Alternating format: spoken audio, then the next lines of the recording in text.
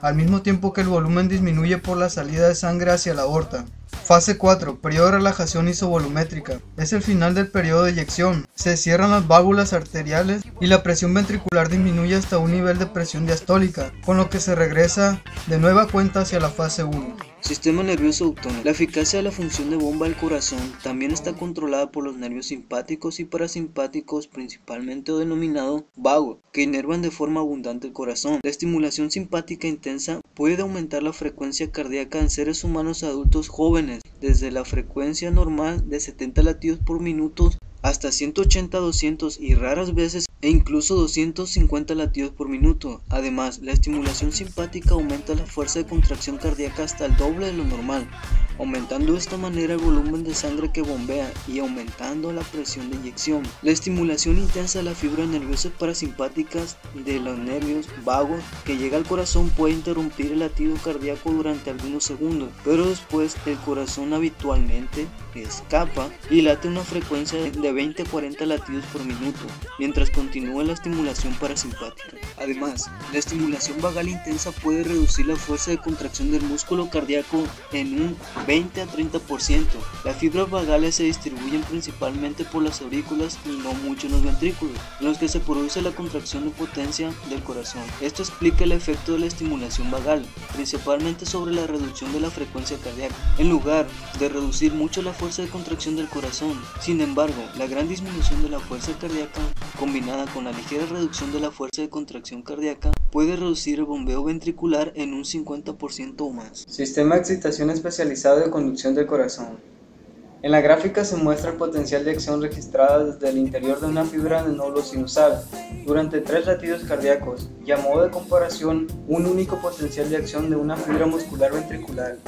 Obsérvese que entre las descargas de potencial de membrana de la fibra del nodo sinusal tiene una negatividad de menos 55 milivoltios en comparación de menos 85 a menos 90 microvoltios para la fibra muscular ventricular. La apertura de los canales rápidos de sodio durante 10 milésimas de segundos es responsable de la rápida espiga ascendente del potencial de acción que se observa en el músculo ventricular, derivado de la entrada rápida de iones sodio-potasio hacia el interior de la fibra. Después de la meseta del potencial de acción ventricular, está producida principalmente por la apertura lenta de los canales de sodio-calcio, que dura aproximadamente 0.3 segundos. Finalmente, la apertura de los canales de potasio permite la difusión de grandes cantidades de iones potasio hacia el exterior y devuelve el potencial a nivel de reposo. Pero hay una diferencia de estos canales en la fibra del nódulo sinusal, debido a que el potencial de reposo es mucho menos negativo a nivel de menos 55 microvoltios.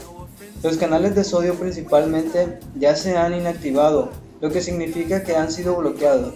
La causa de esto es que siempre que el potencial de membrana es menos negativo y aproximadamente de menos 55 microvoltios, durante más de unos segundos la compuerta se inactiva en el interior de la membrana, que cierran los canales de sodio y permanecen de esta manera. Por lo tanto, solo se pueden abrir los canales lentos de sodio-calcio. Además, después de la producción del potencial de acción, el regreso del potencial a su estado negativo también se produce lentamente, en lugar del regreso súbito que produce la fibra ventricular. Cuando el potencial alcanza un voltaje de umbral aproximadamente menos 40, los canales de sodio-calcio se activan, produciendo de esta manera el potencial de acción. Los extremos de las vías del nodo sinusal se conectan con las fibras musculares auriculares circundantes. De esta manera el potencial de acción se propaga por toda la masa muscular auricular y finalmente se traslada al nódulo aurículo-ventricular. El impulso, después de viajar por las vías internodulares, llega al nódulo aurículo-ventricular aproximadamente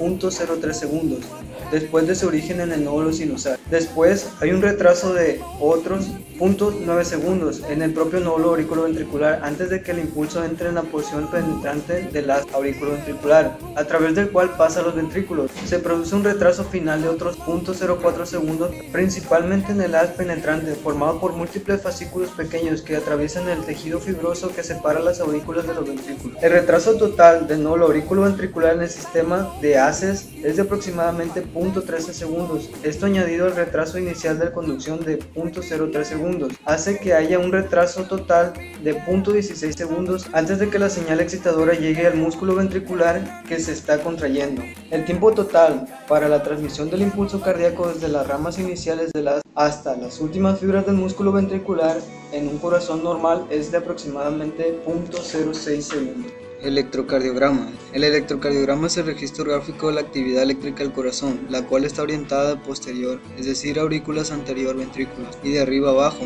El registro documentado a través de la deflexión tanto positiva como negativa en relación a una línea isoeléctrica del sistema de conducción del corazón. Cada actividad anatómica correspondiente a una porción de registro eléctrico, este puede ser de forma de ondas, segmentos o intervalos. La línea isoeléctrica correspondiente a la ausencia de la actividad eléctrica se considera punto de base para determinar si un evento sucede hacia arriba siendo positivo o hacia abajo siendo negativo. Una onda se define como la deflexión, ya sea positiva o negativa a partir de la línea isoeléctrica. Un segmento se define como la línea isoeléctrica entre las dos ondas del mismo latido. Un intervalo se considera como el complejo de una o más ondas por un segmento. El papel avanza con velocidad estándar de 25 milímetros por segundo. El voltaje se calibra a 1 milivolt, que corresponde a cuadros pequeños. Cuando el papel avanza 25 milímetros por segundo y el voltaje de cada cuadrito pequeño es de 0.1 milivolt, se denomina onda Schatzmann. La duración de un cuadro pequeño es de 0.04 segundos y unos grandes es de 0.20 segundos. En relación a las ondas se puede observar que la primera deflexión es positiva, denominada onda P,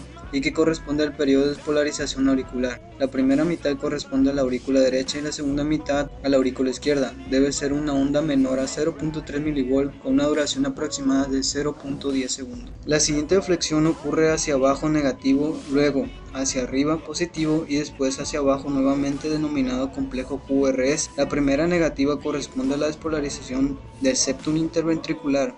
La positiva se denomina onda R, que corresponde a la despolarización del ventrículo izquierdo. Y por último la onda S, que corresponde a la despolarización del ventrículo derecho y es de menor voltaje que la onda R. El complejo QRS tiene un voltaje de 1.15 milivolt y una duración de 0.8 segundos a 0.12 segundos. La onda T es producida por los potenciales que se generan cuando los ventrículos se recuperan del estado de despolarización. Posee un voltaje de 0.2 a 0.3 milivolt y una duración aproximada de 0.12 segundos. La onda U es una onda muy pequeña positiva, semicircular, que aparece justo después de la onda T y no siempre está presente. Corresponde a la oscilación de la repolarización de los ventrículos. El segmento PQ abarca desde el comienzo de la onda P hasta el comienzo de la onda Q o R. Representa el periodo de unión atrioventricular. El segmento ST abarca desde el final de la onda S a la onda R, cuando la onda S no está presente hasta el comienzo de la onda T. Muestra el comienzo de la repolarización ventricular. El intervalo QT abarca el complejo QRS, el segmento ST y la onda T. El intervalo que transcurre entre el comienzo de la propagación del estímulo hasta el final de la repolarización ventricular comprende la contracción de los ventrículos, sístole ventricular.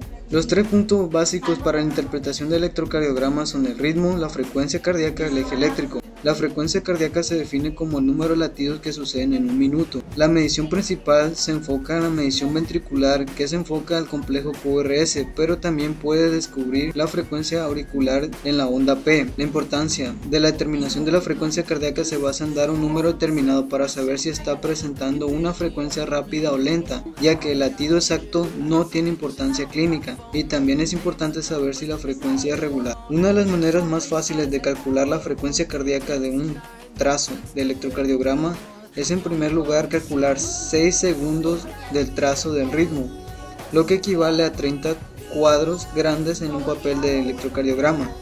Luego cuenta el número de complejos QRS que caen dentro de estos 30 cuadros y multiplica este número por 10. Este cálculo te dará el número de latidos por minuto y funciona tanto en regulares como irregulares. El ritmo nos indica la estructura acomodada a la actividad eléctrica del corazón. El ritmo normal del sinusal. Las características de este ritmo son: siempre debe haber una onda P antes de cada QRS. La onda P debe ser positiva en D2 y negativa en ABR. La frecuencia cardíaca debe estar entre 60 a 100 latidos por minuto. El sistema del eje eléctrico se describe en grandes y sus derivaciones y sus vectores principales están dirigidos hacia abajo, hacia adelante y hacia la izquierda. Los rangos exactos de un eje eléctrico normal varían entre -30 y 110 grados. Cuando supera el menos 30 hay una desviación hacia la izquierda. Cuando se encuentra entre 110 y 180 tiene una desviación hacia la derecha. Y cuando supera 180 es un eje eléctrico indeterminado.